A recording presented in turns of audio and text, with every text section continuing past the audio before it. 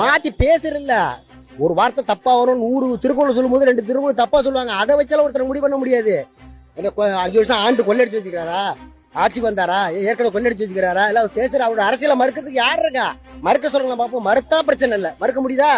மறுக்க முடியாத போது தப்பா பேசுறாரு. நான் சொல்றேன், ஒரு ஆண்டு ஒரு வரலாற்று நிகழ்வை சொல்லிட்டு வரும்போது ஒரு வருஷத்தை தப்பா சொல்லிவிடுறேன். அதுக்காக இவர் தவறா சொல்லிவிட்டாரு, அதுக்காக இவர் சரியானவர் இல்லைன்னு. அதெல்லாம் சாதாரண பிழை. அந்த பிழைகளை வச்சுக்கிட்டு ஒருத்தன ஒரு அரசியல் கட்சி தலைவனை மதிப்பிட முடியாது. புரிதல்? அவன் முன்வைக்கிற தத்துவமும் கோட்பாடு எப்படி இருக்கு, சித்தாந்தம் எப்படி இருக்கு, அதை தான் பார்க்கணும். அப்பதான் அடிக்கடி சொல்றாரு, நான் இன்னைக்கு இருப்பேன், இல்லாம நாளைக்கு செத்து போவேன். புரியுதா? என்னோட கோட்பாடு, என்னோட தத்துவங்களை ஏற்று வந்தவங்க தான் என்ன நினைக்கிறாங்க.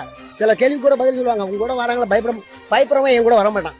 பதில் எப்படி இருக்கு? இந்த உலகம் ஏசுநாதர் சிலுவை அரைஞ்சு, சாக்கரடிச கல்லால் அடிச்சு கொண்டுச்சு. அப்ப அவனை கல்லால் அடிச்சவங்க எல்லாம் அறிவாளியான்னு கேட்கிறான்.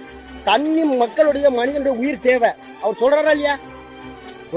நீ உனக்கு நான் அப்படி என்ன சொல்றது? நானே சொல்றேன், நீரின்றி அமையாது சொல்றது. நீரின அவர் வள்ளுவர் திருக்குறள் தான் சொல்லியிருக்காரு. ஆனா தண்ணி இல்லாம உங்களால இருக்க முடியுமா?